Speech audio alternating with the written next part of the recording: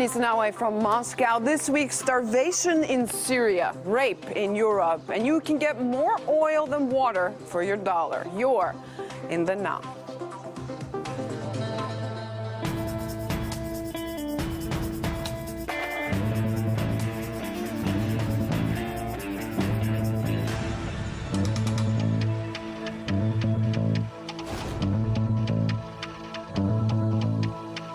People in the Syrian town of Madaya are starving, and the pin of blame is already here. A town is being starved by the dictator's forces. Starved to death since December because the Syrian government won't allow people out or food in. The siege of Madaya is being described as yet another war crime committed by President Bashar al-Assad's government and his allies. In the 21st century, children are dying because they have nothing to eat. Harrowing reality. The media should scream about it, but they should check their facts first. Vice News apparently uploaded this picture of a boy with an emaciated body. It turned out the photo is at least 2 years old and now looks like they've deleted it. Al Jazeera, they use this image. Hard to watch indeed. The same picture on the Washington Post. They say it's verified and belongs to Associated Press. Will Stevens, the spokesperson for the U.S. Embassy here in Russia, he tweeted the same picture too. Again, it's old. A YouTube video featuring the same boy first appeared May 2015. And here's BBC. Conditions in the blockaded town have got even worse with the arrival of winter. The video was published online in 2014. Joining us in the now is Radhika Desai, Professor of Political Studies at the University of Manitoba in Canada. Thank you for being with us. Madaya is certainly a crisis. Why use deceiving images to depict it? I think that there has a long history of the use of deceiving images. It may not even be necessarily intentional, although we are not really sure. The point is that there is a huge constituency in the West which continues to want to portray Assad as a monstrous dictator. This is the way in which a very long series of Western interventions in various parts of the rest of the world, Middle East, etc., have been justified since the end of the Cold War. So throughout this period, the practice of so-called humanitarian intervention or democracy promotion, etc., has always been justified on the basis that the particular leader that is the target of these interventions is some sort of monstrous dictator who is always killing his own people, etc.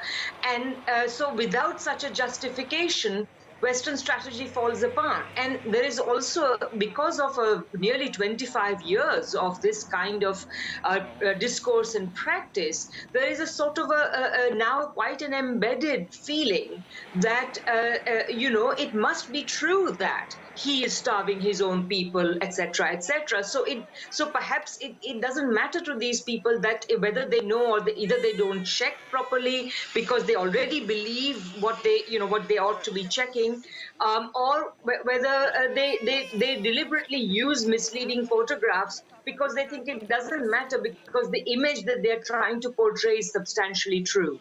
How dangerous is it? Because we live in a world now, of course, where you can go online and try to verify these pictures. We did it very easily here at In the Now. We found a lot of old pictures being used.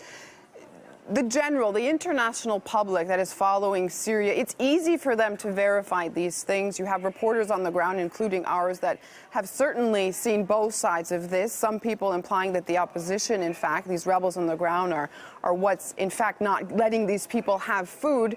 What I'm trying to ask you is, how is this still happening when we have ways to see that this isn't exactly a black and white story? Absolutely. And I think that precisely the existence of the possibility of fact-checking, the WikiLeaks revelations, all this, the more information there is out there, the more the media become rather brazen about their mistakes. Because if you look at the coverage right now, the fact that these photos have been shown to be false, instead of directly confronting it, for example, take The Guardian, it has a story about just an opinion piece about how these pictures have failed to move us. It has nothing to do with the veracity of the pictures, going back to referring to the pictures of the famine in Biafra back in the 1960s. What has that got to do with anything? But you see, if they cannot, all they have to do is not directly confront it. They can continue to talk about pictures even and starvation and so on without necessarily needing facts. I mean, the media is basically not performing its role. There seems to be no doubt that people are starving in Madaya. I have to ask you this. Does it matter where the pictures come from if it stops the starvation? I think that I think that that's the sort of reasoning that the media is probably using right now. I want to talk about Assad because you talked about the West and the media, either on purpose or not, portraying him as the bad guy here, to put it simply. Many people, whether they like him or not, seem to think that in 2016 he will make gains. So my question is, what's next? Because the rebels obviously won't be okay with him staying in power, and it doesn't seem like 5 years of fighting, his country being destroyed, that he'll be ready to go. So where does this leave us? I think that one of the most important thing to understand about the West's position here right now is that its position on Assad is falling apart. Since the unanimous passage of the United Nations Security Council resolution, which does not require the removal of Assad, it is supported by the United States on the one hand, but on the other hand, within days of the passage of this, the Obama administration goes back to insisting that Assad must be removed. Now, you probably know this, but there is Seymour Hersh, the award-winning journalist, has come out with amazing revelations which show that for the last 2 or 3 years, since 2013, the defense establishment has basically been saying to the Obama administration that Assad must stay, that the so-called moderates that it is funding are really not a force, and in fact they have even tried to obstruct, according to Hersh, the Obama administration's funding and support for what they call unvetted rebels. That is to say that they're basically supporting all sorts of anti-Assad forces without any checking as to whether these people are associated with ISIS or not. So in a certain sense, what Hersh, this American journalist, is saying, on the basis of reliable sources that he has used for the last many decades, for which he has won many awards, what he is saying is that the Obama administration's own advisors are saying, do not try to remove Assad, do not fund these rebels, and it has tried to obstruct this strategy. So basically, what we are looking at is a strategy, Western strategy, American strategy particularly, that's in a shambles. I want to ask you just briefly about Saudi Arabia, because of course they're a major player. Right now, the Shia-Sunni divide worsened by ties with Iran. Yemen is a complete other story, or is it? The Saudis, what's on their mind now? What do they want in the region? Well, the Saudi Arabia at the moment has a new administration. It seems as though this administration under Prince Salman or King Salman is basically acting in ways that is discrediting it around the world. The execution of nearly 50 people recently was a good example, because what it has done is it has made a whole bunch of its otherwise normally of its allies like Germany, Belgium, etc. This is being reported in Canada quite widely right now, that the Saudi Arabian regime is losing support. Now, this is also a very interesting part, because, of course, it is the Saudis that are very much in favor of the removal of Assad as well. And so the whole Saudi equation right now, and therefore the entire anti-Assad coalition that the West has tried to create is being discredited, because such a large piece of it has been discredited. Similarly, the Turkey's role has been discredited as well. So what the West is trying to do, and where it agrees with Saudi Arabia, this whole plan is falling apart. Radhika Desai, Professor of Political Studies at the University of Manitoba, Canada. Thank you so much for your analysis in The Now. Thank you.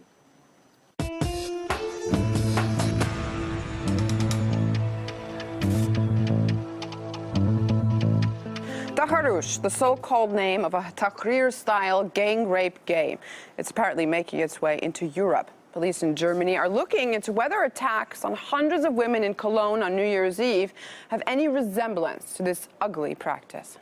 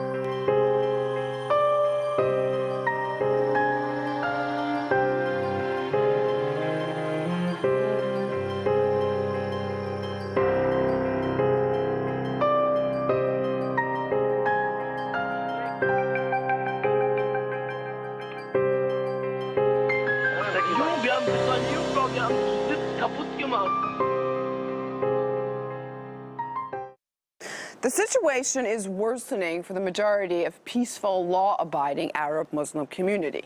Charlie Hebdo has taken another disgusting stab at them. Remember the drowned refugee baby boy Alan who washed up on Europe's shores?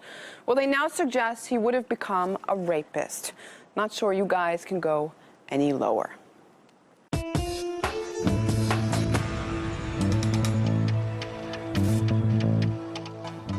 Coming up, a dream vacation on occupied Holy Lands. We'll tell you how Airbnb makes it possible and pleasurable, apparently, to live on Israeli settlements. Stay in the know.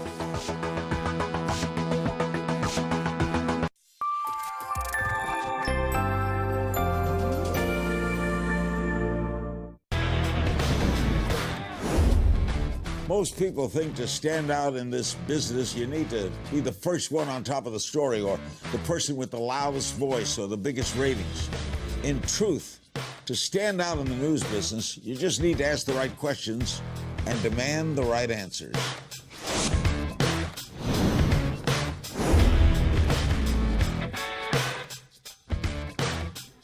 Question more. The world is changing phenomenally. I mean, who expected this sea of refugees to occur? And it doesn't seem to be stopping. And we don't know where this will end. And it is bringing conversations home to us, which were conveniently distant before. But the presence of all those people in our Western cultures is going to change the conversation, interestingly. And it's going to be frightening. Like in France now, Marine Le Pen, Front National gets bigger every time, and there are those right-wing unpleasant parties in almost every country. But at least there's a dialogue out in the open.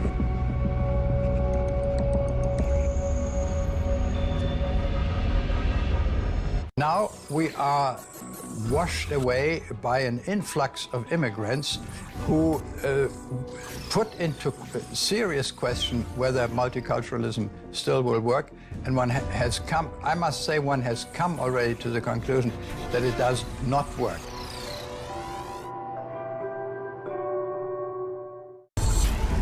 Disintermediation, baby.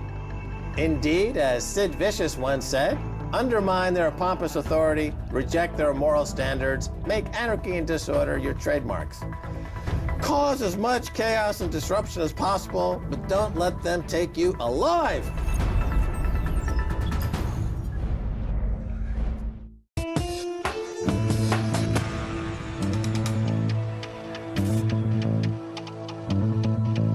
Poland's new right-wing government wants to control its media and Supreme Court. The EU wants to control Poland. It's undemocratic, they say. Stop it, or we'll punish you. They also accuse Warsaw of acting like their worst enemy, Putin, while the Polish media compares Merkel and EU leaders to the Nazis. A good old draw. I'm joined now by Krzysztof Lisek, former MEP and a previous member of the Polish parliament for the Civic Platform, the second largest party. I want to ask you, who do you think will blink first, give in, so to say, make a compromise to move forward? Yeah, first of all, it's important to say that we just had in Poland elections. and of course the ruling party has a little majority in the parliament, the Law and Justice Party. Whole opposition respects this result. But unfortunately, few things happened which are unacceptable for the opposition in Poland. And as we see today and last weeks, last days, from the letters of commissioners or from the speeches of important European politicians like President of the Parliament, is also unacceptable for European Union structures because it's against the rules of the European Union, the basic rules of European Union, like democracy, rule of law, and freedom of speech and media freedom. Is meddling, I want to ask you this, is meddling in Poland's internal affairs part of democracy as the EU sees it? I can say I hope Poland is still a democratic country, but the ruling party is trying to use their power to change the law too much, and in the direction which is, as I said, against the basic rules of the European Union. Aren't there laws or systems set up in the country, a democracy like you say, that could balance out the power of the government? I mean, they were democratically elected, no? Yes, and the whole opposition respects the results of the elections, but there is also a constitution in Poland, and every party, even party having majority in the parliament, has to respect constitution. We have an important bodies, except of parliament and government, like the constitutional court, constitutional tribunal, we call them in Poland. And what is the majority of the ruling party doing today is acting against the constitution, in my opinion, and not only in my opinion. This is also an opinion of many lawyers in Poland, the professors of law of all universities in Poland, also the High Court and the Polish Ombudsman. They also said what Law and Justice Party is doing is against the constitution. Isn't that the beginning of a vicious circle, though? I mean, how far can this confrontation, I should say, go?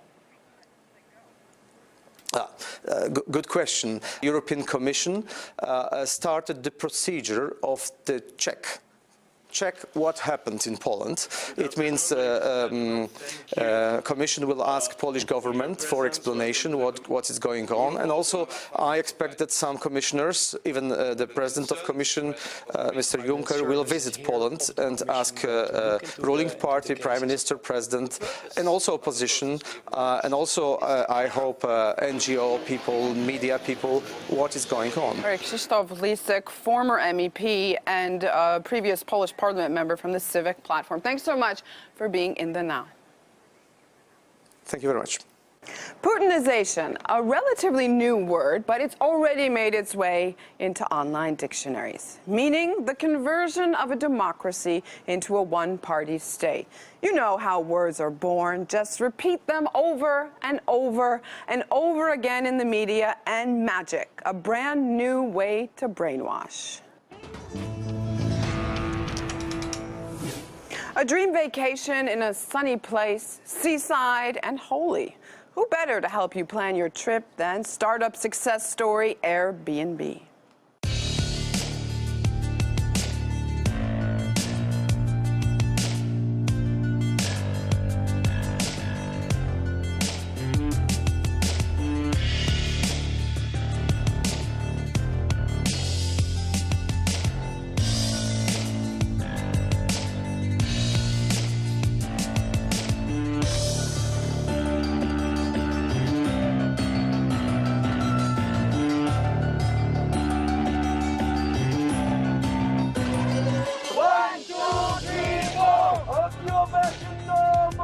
We're here to protest against the occupation, to protest against the threat of evacuation.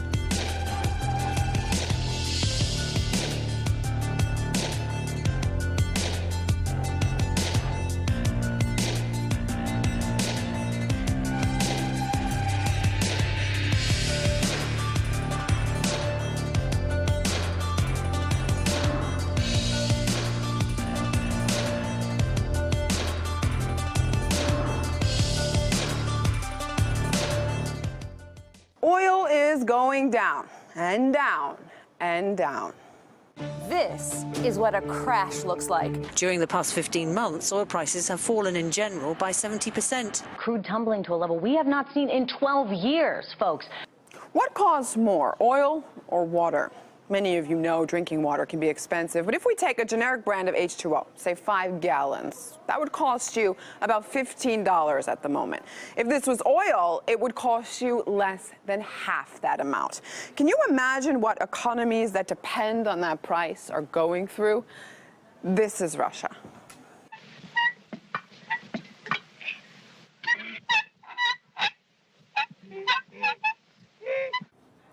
Joining us in the now is Patrick Young, a financial expert at DV Advisors. Patrick, good to see you. Russia is nervous. How bad can this get? Is there a bottom to the barrel? Clearly, this looks as if we're diving into the abyss, doesn't it? It's the end of Star Wars or some other thing where the baddie disappears over the edge into a huge chasm never to be seen again. That's what it feels like. Obviously, we've seen prices go from over $100 in the relatively recent times all the way down to somewhere around $30 now. There looks to be no end in sight. Some people think it could go as low as $10. That's terrifying. Absolutely no argument about it whatsoever. But at the same time, we have to allow for the fact that, finitely speaking, various people understand the situation we're in, and indeed within Russia. I think there's been a lot of political pragmatism about the fact that, yes, it's a crisis, but we have to keep planning ahead. And that's why, obviously, we've seen remarks being made by, indeed, Mr. Medvedev, Mr. Putin, about the fact that the recent Russian budgeting, where it was ratcheted down to $50 a barrel, probably isn't realistic. It is a huge problem. It is only going to be an ever-propagating fan of problems from this seismic reaction in the collapse of the price of oil. But nonetheless, civilization is not going to end quite yet. Well, that's optimistic. What's causing the drop? Look, the drop is a classic economics 101 situation. Your first day studying the art of the black art, some might say, of economics, is to look at demand and supply. What we have right now is very simply lots of supply. People in the Emirates, the UAE, the Saudi Arabians, they're pumping like crazy. The Iraqis have more oil coming on stream than they've had for a long, long time due to their civil war and other problems. You've got multiple other nations who are desperately trying to pump more and more oil. And of course, into the bargain, we still have those small American providers, those gritty individuals, the frackers, who've come from nowhere to suddenly be a major player in the oil marketplace. And therefore, fundamentally, the problem is one of supply and demand. We have lots more supply than the world demands at the moment. But in the macro picture, we also have a fundamental change in the basis of oil. Those old 1970s, 1980s scenarios where OPEC got together, they decided the price of oil, and the rest of the world effectively was beggared or prosperous at their behest, is over. It's a brave new world, divided up into a whole series of much, much more diverse producers. Speaking of a brave new world, now, of course, China is a factor. The Chinese economy is sick or ill, if you will. Is this the cause or just a symptom? No, this is very much a symptom. Look, really, China has had an incredible period of growth. And really, you have to look at emerging economies as being a little bit like children. They grow, they get bigger day by day, they do incredible things, but they also have their little ailments. Every child catches flu once in a while. At this juncture, China, having been incredibly successful for a long time, has actually shouldered effectively the world's economic growth on its shoulders. That's been going on for the last 7, 8, 9 years. You've seen it grow by 50% or more than the whole of declining Europe. That's been an incredible run. Right now, China is running out of steam. The property economy needs to be broken away. They need to do things to diversify where they've been successful so far. That is causing all sorts of political pressure within China. And ultimately, therefore, we have the current economic malaise. Will China grow again? Of course it will. The thing is that in the meantime, there's no really strong economic group in the world out there to take it up. Mr. Obama's just given us a State of the Union address. What he missed out on saying was the fact that, frankly, his economy is incredibly mediocre to be this long into an economic recovery from such a long slide. Europe is in the doldrums. The euro, it's still festering in the background. Therefore, we have a fundamental problem. And it all comes back to supply and demand. There simply aren't enough people trying to buy oil out there in order to justify the amount that's being pumped out of the ground. And China is only one relatively small part of the whole game. Patrick Young, financial expert at DV Advisors. Thanks so much for being in the know. Well, Russia indeed seems to be planning for the worst. But don't worry, if all else fails, there's one person that will always have Putin's back. Or at least she wants us to think so.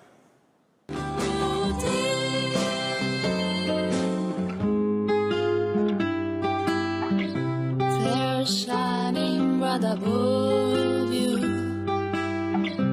Night alarms seem to whisper, I love you. Ma Putin è anche l'unico leader europeo che continua ad avere polso della situazione.